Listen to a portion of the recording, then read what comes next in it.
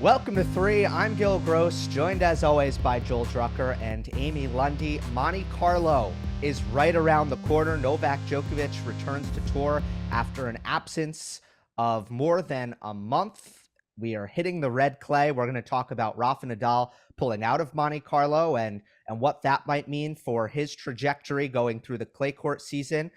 We will also touch on Roger Federer's commercial with Trevor Noah for Swiss tourism. It was something else.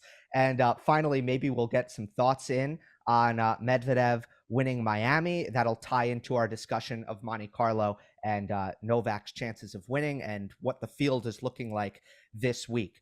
So let's start there.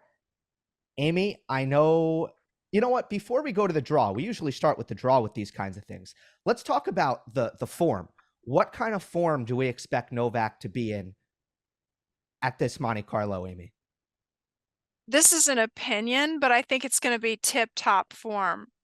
As I personally have gotten older, I realize the value of rest, and he's still considerably younger than me, but he is probably starting to understand what it feels like when you've been away and you come back to it.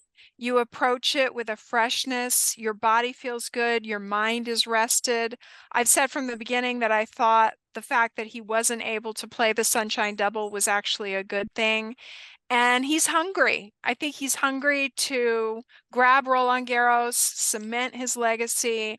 And this is the tune-up. This is where he has a place, a residence.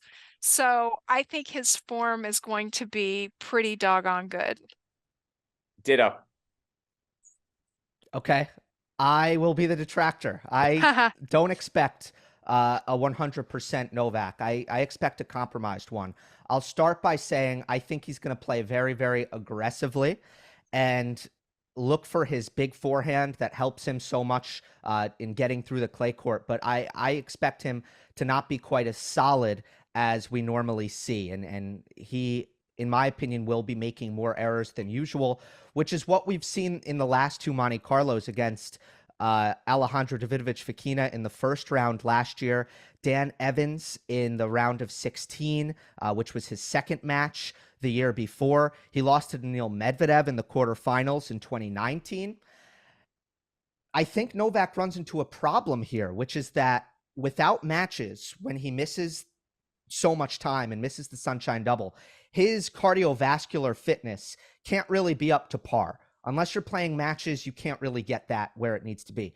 Monte Carlo is such a slow clay court. It's so windy. You have to be able to play long rallies. And I think that's been the missing piece for Djokovic, where you have a guy like Dan Evans outlasting him in a match in Monte Carlo. So I just think the pattern makes sense to me, and I feel like it might continue. Not that Djokovic loses as early as his first or second match, but I don't expect him to win this. Well, you make some fair points. The field in Monte Carlo is so refined. Almost every player in the field is a high quality player, so he could run up against some problems early. That being said, Gil, I checked the wind. Yes, I did. It's not going to be that windy. There's going to be a light breeze around 8-9 miles per hour. You know, do your kilometers or whatever. I don't do that. I'm ugly American. But it's not going to be that windy. It's going to be 65 degrees and low humidity. So I think the conditions are actually going to play slightly faster than they normally do. Slightly faster, still slow court. But I think that's going to benefit Novak. But we'll see. it sounds like a bit of a hedger. My point is, I think I agree with Amy's points about Novak's freshness. That doesn't mean I think he's going to win the tournament. That just means I think we're going to see him in this, because I think he's, of course, when you're at his stage, and this has been true for a while, he's playing the long game of where his tennis is at and what he's doing and what's working and what's healthy and what's sharp, and getting in the matches, early rounds. He might play Mackenzie McDonald in the second round, Musetti down the road, Sinner in the that would be a quarterfinal, I believe. That'd be a quarterfinal. That's where things get a little more revelatory. We start to see where he's at. Yeah, I also agree with the point of the rest having benefits. I think they're long-term benefits more than short-term. So this is it's kind of interesting to think about. Is all this missed time that Djokovic has had to experience because of COVID these last 2 to 3 years, is that going to add on years to his career in the long run? And is it helping him stay fresh for the majors? Because other than the U.S. Open, he's been able to play them. He'll be able to play the U.S. Open this year. There is a decent argument to be made that all the time off is actually going to really pay dividends in a way that might be somewhat unexpected. All of the above. That's right. It's going to extend his career. He's going to be 36 in May, and the way, and also the way he plays, the way he trains. I mean, I think also this tournament. I want to get into aspects of this tournament because I really I envy you and Amy for having been to Monte Carlo. I haven't been to that tournament, and it always strikes me when I turn it on that Monday, Tuesday, when it's so like a fresh aspect of the tennis year. I mean, we love the hardcourt stuff, Miami and Indian Wells, and now it's like Europe, and there's something. Monte Carlo is really a great way to really kick it off, and it's so between the captivating venue and the exoticness of the city and the players for this high stakes event. And I think people like Nadal in particular elevated it to another level of significance. Won it 11 times. Novak's won it twice. And I don't know. I think I'd be curious to see what Novak unveils. I mean, we saw some new things in Australia. Talked about adding muscle mass to his body and hitting the ball harder. So how's this going to play out on the clay? Good I questions. can't believe you haven't been there, Joel. You got to get out there. It is what you think it is and more. It's, a very Grace Kelly champagne, lovely vistas. The courts are pristine, has a very European flavor. You can walk to France, and Italy is 20 minutes away. It's just an incredible venue, and it does have a freshness to it. It's a beautiful place to watch tennis. I was lucky enough to hit on one of the courts. It I think I'm going to write an article on this. The surface on that particular day, and it was a little bit more humid on the morning that I hit, was a little more like the green clay in the United States and a little bit less like Roland Garros, if you can believe that. But it very much goes with the weather. And if the sun, it's kind of the whole country club is on a hillside. And if the sun bakes that hillside, then it really does influence the conditions. Yeah, it just looks so super elegant and kind of a mix of I read a book once about tennis and the Riviera from like 1874 to 1939, and people playing all around Nice and Cannes, and so now Monte Carlo. I mean, yeah, it does look like I said, Grace Kelly for American movie star of the 50s who married Prince. And became the Princess of Monaco. That's right.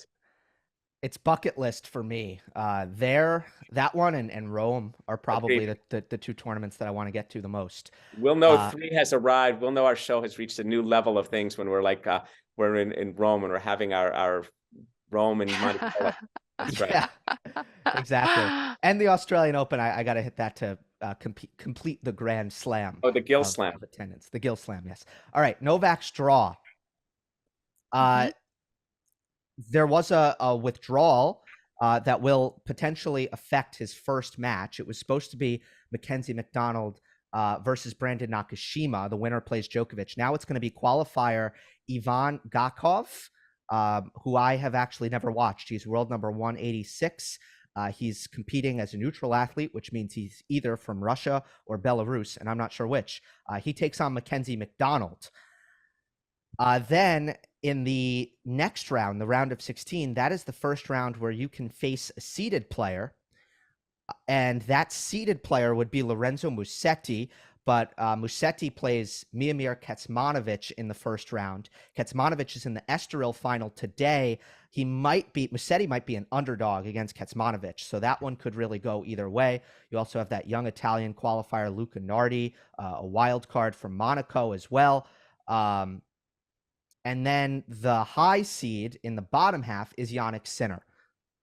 There's also Hubert Hurkacz in the bottom half of his quarter. So Sinner and Hurkacz are the 2 seeds with Djokovic. So let's just start with his quarter. Amy, what do you think of that grouping? I think that having Sinner in the quarter is tough. Because Sinner is playing so well. Sinner is also very familiar with this club, local to the area. And it's funny, there was some great video yesterday of the 2 of them in Monte Carlo playing a little juggle tennis or something for a fan appreciation, something like that. And I was like, wow, here they are having fun with each other and they're in the same quarter, right? Only in tennis. So really tough matchup for Novak if that is the quarter. Before that, I think he's okay. You know, Hurkacz is not known for his clay court prowess. And I think he'll do okay. This is pretty ideal for him up until that point. Sinner, interesting, playing doubles with Diego Schwartzman. And I think this is part of the, I want to surmise that this might be some of the Darren Cahill influence of like, yeah, get better in the front part of the court, because that's the upside for Sinner. And again, I think it'll be interesting if he and Novak meet one another. The mix of I want to win this match, I want to be a better player, and how they vie with one another and how that works. I hope that's a quarter I'd like to see happen. Them both get there. And yeah, I mean Sinner's definitely a player of interest at this stage, isn't he? To see where he keeps going on. I mean, the significance of his rivalry with Alcaraz, the improvements he's made, the taking on an Australian coach, which to me is always like a big green flag. Yeah, so Sinner also lives in Monte Carlo, and he's the home player. There is no one who the crowd gets going for more than Sinner, who's from northern Italy, right around Monte Carlo. So the crowds are nuts for him. They're going to be very, very loud in his support. Of course, the challenge is that he went deep at Indian Wells. He went deep at Miami. And it's really hard to come to Monte Carlo and have another good result. We saw Carlos Alcaraz last year lose early in Monte Carlo after winning Miami. And I looked at players who have made the final in both since 2000. And it's only the big 3. It's been done since 2000. It's been done 3 times by Djokovic, 3 times by Nadal, and once by Federer. So far the rule has been, if you're not the big 3, you're not going to make back-to-back finals. From Miami to Monte. Well, yeah. Well, if you're not the big 3, you're not going to make a lot of finals the last 20 years. That's true. But that's really interesting. And I wonder if obviously surface and travel and freshness, and then you've got some other opponents who are digging into the clay. Yeah, that's an interesting factor. Just from a tactical and X's and O's standpoint, I think the 2 areas where we talked about Sinner's improvement, the 2 areas are the first serve. He's increased percentages and pace. And I noticed in the United States, he was really blistering second serve returns. So I think if he were to play Djokovic, the real war would be fought on second serves. And it depends on what Novak is doing with his second serves. Is he serving faster? Is he, taking some off? Is he kicking? And how aggressively Sinner handles those second serves. That could be something to watch. Yeah, I think the key to beating Novak this week is going to be making the match as physical as possible. So I think Sinner would want to make a lot of balls and use his movement and his athleticism. He would need to be physically 100% himself in order to do that. I think typically, though, Novak would present a lot of issues for Sinner, because Novak is going to absorb that pace really, really well, just like Medvedev absorbs Sinner's pace extremely well. Mm-hmm. So it is interesting. I will just harken back to the immediate draw that Novak has. And I agree with you, Amy, that it's very good. and very important at an event like this where he's probably not going to be 100% in his first couple matches. I think it's as ideal as really you can get. Mackie is a flat hitter who I don't think has really achieved results on clay. And Lorenzo Musetti, who's the seed, I looked at his record against the top 100 this year. It's 1-4. So he's really struggled. He is a beautiful player with a lot of talent, but he still hasn't really pulled things together. Kecmanovic is interesting. Of course, Novak knows him so well. Them both being Serbian, them being close off the court, probably lacking the weaponry to really take it to Djokovic in the way that a Jannik Sinner could. So it is a nice path to the quarterfinal. I looked at, remember Musetti famously took Djokovic to 5 sets at Roland Garros, and then Musetti ended up pulling out or withdrawing in the 5th set with an injury. I think that match has kind of dogged Musetti. And then I believe they did play again at Monte Carlo, and Djokovic got him in 2 sets, if I'm right about that. Yeah, you're right. It hasn't been the same since the Roland Garros match, which is... Well, Musetti, you know, the one-handed backhand in contemporary tennis is a tricky thing to build a game around. You know, Musetti, you know, it's like I was talking to someone, the very great qualities of the one-handed backhand almost undermine, you know, I like a quotidian shot, a day in and day out two-hander that just kind of, I mean, and like I'll take a Novak two-hander over a Stan Wawrinka one-hander, because I think I want a shot that can be sustainable, absorbable, absorbs pace, does different things, hits down the line, lots of different things. And Musetti, I think he's still young. I'll be curious. I want to see him. I have a personal appreciation for him. I really enjoy watching him play tennis, but I think he's still in the young formative stages. So I think we're going to see, okay, where's Novak at? You know, a lot of these matches are like compensated practice matches in front of thousands of people, where Novak's going to just get a read on his game. Actually, I just looked it up. I'm sorry. I'm going to correct myself so Gill doesn't have to make the edit. They did not play at Monte Carlo. They played UAE, and they played at the Paris Masters. And Novak won those. So they haven't played on clay since that Roland Garros thing, but Musetti kind of got a hard time about that match, not finishing the match. So that's probably going to be in the back of his mind. So again, I think it's an okay draw for Novak until the prospect of Sinner. Right. And again, he needs to beat Kecmanovic, who's in great form, might be a little tired from Estoril. But again, he's 1-4 against top 100 players. Joel, I think the problem, I totally agree with you about the one-handed backhand. The problem is that's his best shot. Where's the serve? Where's the forehand? Like, you're right.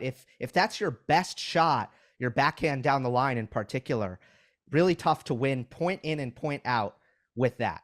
That's right, because you got to count on shot making and brilliance and dazzlement. And when it's happening, it's fun. I mean, that was a wonderful match he and Novak played for, particularly those 2 sets Musetti won. But once Novak got kind of on top of him, then things took a different path. So it's kind of for the developmental challenge. You know, it's funny. Maybe you could merge Musetti and Berrettini, forehand and backhand. Yeah, you know, that would be a phenomenal player, huh? That's right. That's right. Let's talk about Nadal. Nadal pulls out of Monte Carlo. There have been training videos for Rafa for a couple of weeks now. So we know he's on court. We know he's putting in some on-court work in some capacity and has been for a while. But he said he wasn't quite ready. Of course, the abductor injury that he sustained in Australia is what he's looking to come back from this time. Joel, what were your reactions to Rafa pulling out here? Not surprised. I mean, I would have been more surprised if he'd play. I'd say about 85% of me, oh, not surprised. That makes sense. I mean, again, we're looking at the long game. We're looking at making sure we get some Madrid and Rome time. I'm not sure if he's in Barcelona, but definitely he wants to get those two play at those Masters thousands. And, you know, the arc of this clay season, I mean, today is April 9th. So Roland Garros starts the end of May. I think that was kind of a prudent and expected step for Nadal to take. Get the body, keep the body in shape.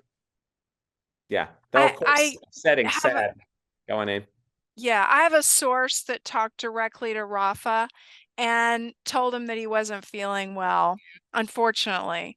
Now we've heard that before from Rafa, and he has gone on to, you know, surge and win majors after having said that.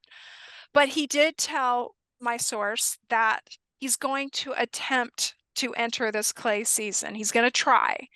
I would not expect him in Barcelona or Madrid. This is just based on, he didn't say that, but this is just based on him saying that he's not feeling well.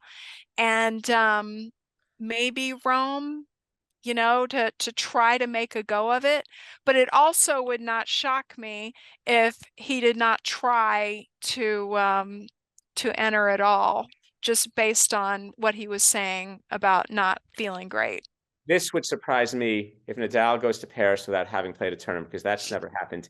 I would be, and also I think Nadal himself, I've said this for years, Nadal himself, his own almost respect for the game. It's almost like, I'm not even worthy of taking the exam if I haven't at least done some of the homework along the way. I mean, that's a little bit of Nadal's.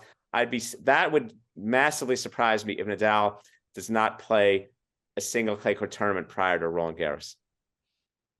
Can I ask for a clarification? When you say not feeling well, you're talking about the abductor injury specifically, right? He didn't say that. It was more that his body is not feeling great. He didn't say specifically what it was. And my source had told me this was about, I don't know, a week or so ago. He told me that he wasn't going to play Monte Carlo. And sure enough, a couple days later after I talked to him, he withdrew. Okay. Well, my thought is that you can be perfectly on track and get enough tennis to compete to the best of your abilities at Roland Garros without playing Monte Carlo. I think Monte Carlo is far enough out where it's really it's unessential. So my reaction to Nadal pulling out was, okay, good. Hopefully we learned from what really to me looked like an error by Rafa last year, coming back at Cincinnati and ultimately going backwards in terms of the ab injury at the U.S. Open. It really seemed like he wanted to get that warm up in and he pushed it, and he shouldn't have, or that lead in. I don't like to call them warm ups. I much prefer lead in. So I was like, okay, yeah, let's actually come back at 100%, because another thing is the scarring mentally of coming back and losing, I think is becoming more and more significant for Nadal, who hasn't actually had a good tournament in a long time now, really since Wimbledon, when he injured his ab after winning his quarterfinal match. So it's not a good thing anymore, I don't think, to come back if you're Rafa and to lose early on, because it just becomes more and more demoralizing. I think so. Though on the other, I think so though. I think for Rafa, it's always every player has their time of year. That's their time of year. And Rafa, it's almost like life starts anew in the spring in Europe clay. So I know obviously the end of 2022, the Australian Open stuff. I think he can.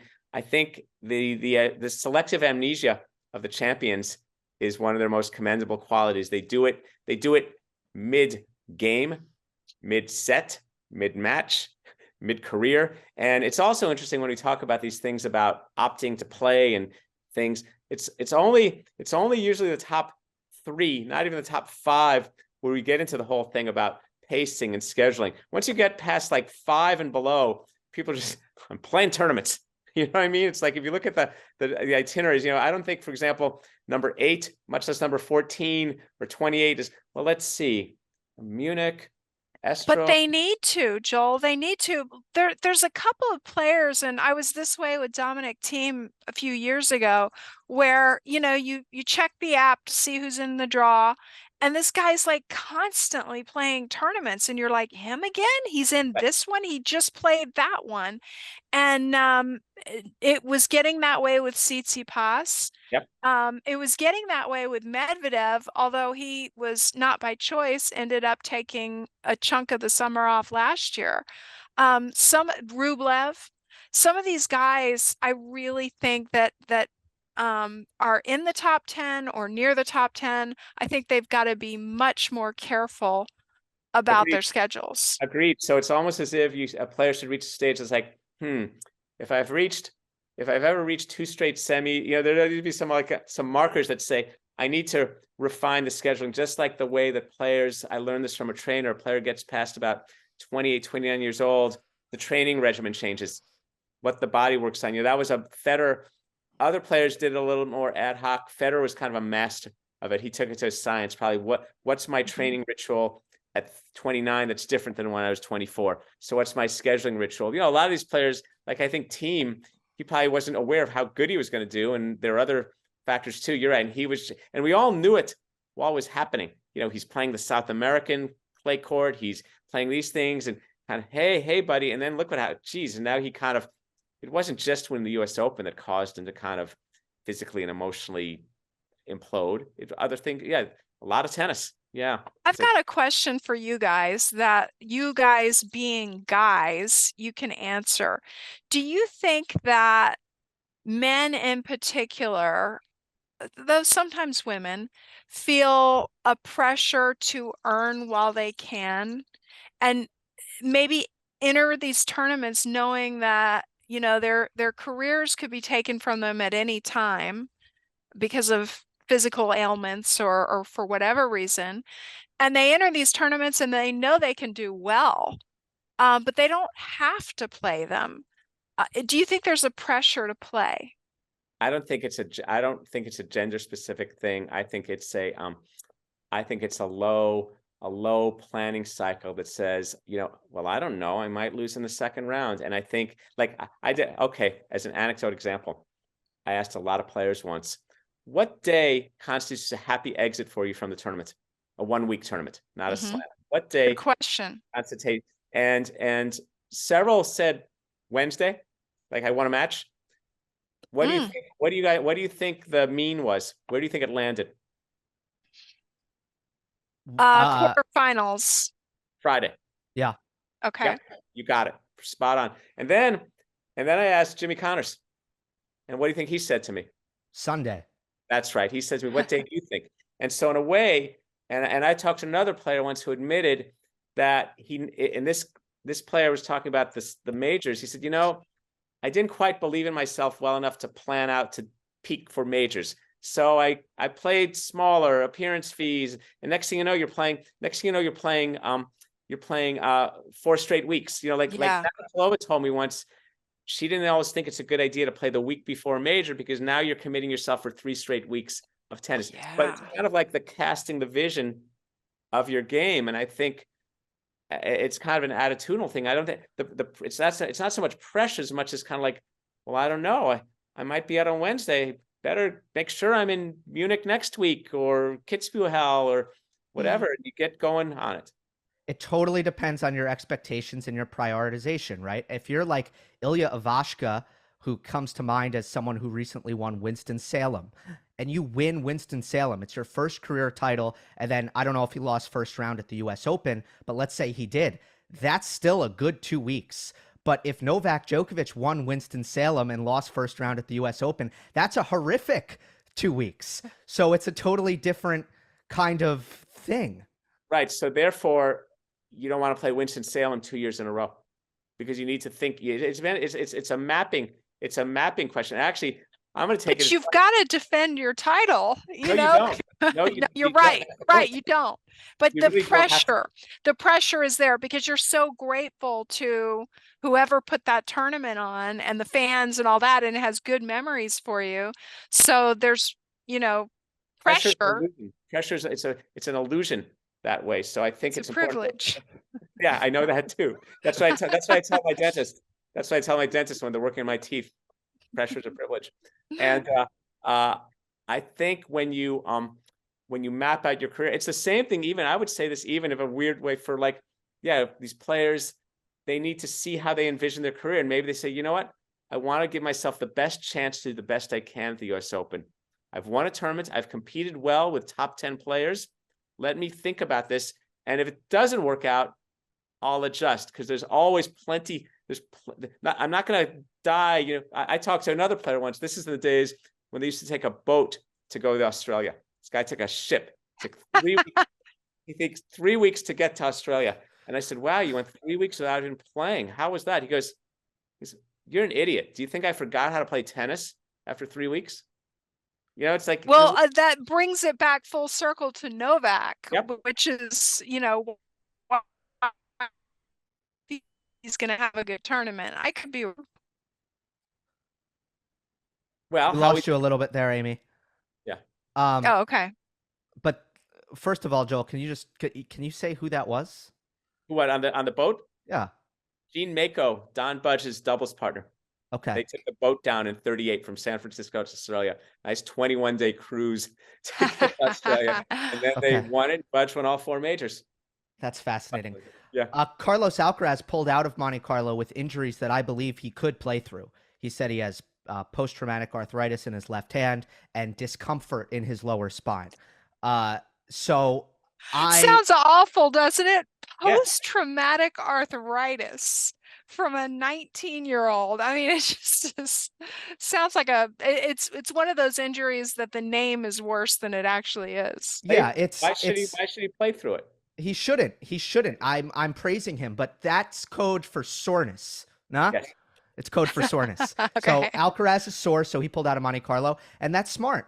And he didn't play any of the Wimbledon lead-ins last year. He didn't play the Australian Open lead-ins last year. So he is someone who I think his team has done what we kind of want more top players to do, which is, hey, we've got to be 100% for the majors because this is what we expect out of ourselves.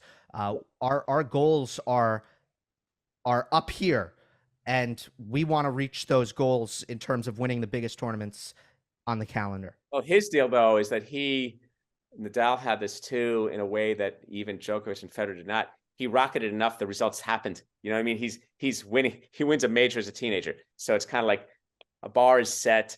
We know this. We're looking for a lot of Sundays kids, aren't we? I mean, yes, but this was before that. Right. But that even I'm then, talking about. Well, right. So then it has to do with how we go about managing the career and what the off weeks are and what the practices are. I mean, I don't know. I'd be curious, and I'll probably never know these weeks. What's Novak been doing practice wise? Has he been playing practice sets? Has he been drilling? What's it all consist of? That's fascinating. Let's go on to Roger Federer. This was maybe his biggest kind of public thing since Laver Cup. He does this. How long was it? Like 3 or 4 minutes, wasn't it? Yeah. Yeah. Like it was almost like a little mini movie. Yes. It was like a mini movie. With Trevor Noah, who's the host of The Daily Show. They have this connection, him and Trevor Noah, which is that they're both from South Africa, or Roger is half South African. So they're good buddies. Trevor loves tennis. And they do this advertisement that was for Swiss tourism. And I thought it was very impressive piece of cinema, Amy. What about you? The thing I liked about it is that the conventional wisdom right now in marketing is shorter. You know, TikTok, do like a little TikTok-y thing that's like 15 seconds or whatever. And they were like, no, we're going to tell a story here. We're going to do a little cinematic short film. And it's just, you don't see that these days on social. And you just wondered, where are they going with this and what's going to happen next? And it had a pacing and an arc to it that was not necessarily narrative. It was more just like you were with them on the trip, and this lady pays for their tickets because they don't have their wallets, and the jokes were funny. And it was very Roger, and I absolutely loved it. I want to take that train. I like trains. I want to go to Switzerland. I also, it was meta because it was about the making of the commercial, right? And the commercial goes up, and it starts with that. And again, I don't know, having worked in marketing and all, I don't know if it's going to work. You know, I don't know how Swiss tourism is going to measure the effectiveness of it. We're just going to talk about it. It worked, Joel. Amy wants to go. Yeah. Oh, there you go. So they got one customer. Okay. So Amy got it. Amy's going to Monte Carlo, Switzerland. Can you take, can we add Rome too? We'll go. Yeah, I mean, I've never been to Italy, and I really want to go. Well, just from a Roger story, I enjoyed it. I thought it was playful. It was funny. There are aspects to it where they each kind of mocking their own image and their fame, and also there's just a sense to bring it to Roger, since tennis is our deal. There's just a playful spirit that he carries with him that we've seen in other environments too. There's something always so present about him. It's like the situation calls for competing, the situation calls for chilling out. It's just kind of playful. It's like you get the idea that if Federer showed up where we were playing tennis, so what do you guys do? How do you play? Have you ever tried this? And he's just like, there's something so playful and kind of comfortable about him. I was impressed by the acting performance for a novice actor.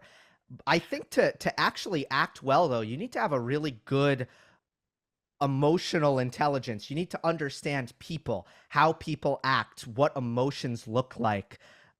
I mean, actors I know, like professionally, they're constantly studying other people. Like if you ever have a conversation with an actor, they are taking notes on every facial expression you're making. Like, oh, that's how that person is, and that's what it looks like. So I think Federer, has been so good on the human side with like connecting with people and understanding, emotions and stuff like that. I think it kind of translated into his ability to actually act in this case. I can only imagine how many takes, and that's an arduous shoot. I mean, I have a hard time even thinking it was a day. I mean, that's a lot of work. And I remember I did a story once on an actor, and I visited him while he was doing his TV show, and he said to me at one point, he said, "Yeah, they pay me for the waiting." Yeah. Have you seen the thing where Federer and Nadal are trying to film a promo for this exhibition, Yes. and they can't get through it? They keep laughing. Yeah. That was pretty endearing. Well, what I liked about this one more, that one with Federer and Nadal, it's like, okay, two tennis guys, do your tennis thing. It's kind of, for lack of a better term, organic and just kind of whatever. This one with Trevor Noah, I mean, this was carefully planned. I mean, this was. It didn't seem that way, though. It seemed like certain scenes could have been one-take wonders. Oh no, but the take felt relaxed. Yeah. It felt relaxed, but I will be quite certain that there were precise lines, there were precise movements, there were precise camera angles. I mean, there's a great book I read called 30 Seconds about the making of a commercial. And it's a whole, it's not just, well, I mean, sure, maybe there's a part where one of the protagonists improvs a line and they says, hey, instead of hello, and everybody thinks, wow, how great. But mostly those things are carefully, you're going to do this and you're going to do that because we need you to do things, because this is a business communication. This isn't just a, Trevor and Roger's excellent adventure. Yeah. Even though it seems that way. Yeah. There is one thing that we missed from going through these topics that I want to hit on just before we go, which is Daniil Medvedev. After winning Miami, what do we expect him to be able to do clay season as a whole, but also Monte Carlo? He is in Djokovic's half of the draw, so it could be a semifinal if Daniil were to make the last four. The last couple of months, Medvedev has really, really turned a lot of things around. I mean, at the end of Australia, after he lost to Korda, I was thinking, Medvedev, wow, he's kind of been uncovered, and it's like, what's up with him? And then he's played great. He's played terrific in Miami, played really well in Indian Wells, and now, of course, now we're on clay, his least proficient surface. However, he's great. So I'm interested to see what he brings first versus all the other contenders. Like Medvedev Tsitsipas is an interesting match to me. They wouldn't meet here unless they got to the finals, but down the road through the clay court season where they each are, one guy who's done very well on clay, the other who hasn't, but the texture of their rivalry, I'm very positive about him right now. Yeah, the running joke during the Sunshine Double was #hardcourt specialist. He kind of coined that himself. But then he stopped by the Tennis Channel desk after he won Miami and was reminding them of his clay court results. So you know that he knows he can do well on the surface. He's capable. I like him actually on clay better than a player, a different type of tall player like a Taylor Fritz. Although I actually picked Fritz to do well at Monte Carlo. But I think Medvedev has a lot of potential, just because he's fast and covers a lot of court very quickly. So against a drop shotter, on clay, 2 steps and he's there. He's incredibly fit and well conditioned. So I think he's I low key, I think he's one of these guys who could produce better results than you would think. I agree. I think in the long term, and I said this even last year, Medvedev is going to surprise some people on clay, because the days of players being, a top 5 guy on hard court and not even a top 30 guy on clay, those days are over. The games are just too similar now, where you're not going to have that big a disparity. So, I think Medvedev is slower on clay. I don't think he moves as well. I think that's one of the things that bothers him. But a lot of other parts of his game, certainly do work well on clay, like his consistency, his ability to, keep the ball in the court is a big helper. And his forehand has been bigger, I think, in the last couple months, which is going to definitely help him get the ball through those clay courts. I think at some point he's human, and he's played more tennis than anybody else in February and March. So I don't know that he goes to Monte Carlo with the amount of physical and mental energy that would be required for him to have a good event here. But I think for the remainder of the clay season, I think there's a couple of results in there that will be really positive for Daniil. That's where I stand. Not Monte Carlo, but at some point. Mm-hmm. Yeah, that's a good call. And so I think he showed some real signs of resurgence and effectiveness, and maybe some of his lack of comfort in the front part of the court is a little less apparent on clay. I wonder also, just curious to see how a guy like that, how he tinkers with things with his racket and his strings, and how that might affect what he's able to do on clay. That'd be interesting to learn. Yeah, well, he went to a softer string in the off season. He did change. So now I think that's a big reason why he's getting a little bit more pace on his forehand in particular. So intuitive call, Joel, because there was a change there. You guys are probably wondering, I'm basically naysaying everybody. I'm saying, oh, it's going to be tough for Sinner. It's going to be tough for Medvedev. It's going to be tough for Djokovic. I think somebody wacky is going to win Monte Carlo. That's my call. Somebody unexpected is going to win this event. Tsitsipas has the right shoulder injury. That's all I'm going to say, and I'm going to leave it at that. We hope you enjoyed, or that'll do it for this episode of 3. Remember, we're available on all podcast platforms. If you leave a review on Apple or Spotify, that is greatly appreciated. And if you're watching on YouTube, like, comment, and subscribe. We will see you next time on the next episode of 3.